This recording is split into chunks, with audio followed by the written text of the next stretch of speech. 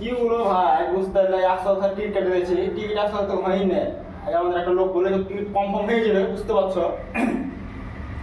আমার মনে এখন যা ট্রেনের ভিড়, তো আমরা 4টা 5টা 6টা লোক যাবো, তো একটা বানিয়ে চলে যাবো, বুঝতে পারলে।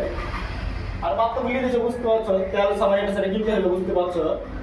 তো কি বলবো আর বললেন না ভাই, একটা মেয়েছে টিকিট হয়নি, মাথায় কারা টেনশন লাগে, বুঝতে পারলে।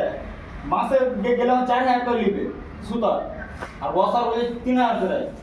তো কোনটা ভালো হবে অবশ্য কমেন্টে জানাও, বাসে গেলে ভালো হবে না ট্রেনে গেলে ভালো হবে কমেন্টে জানাও।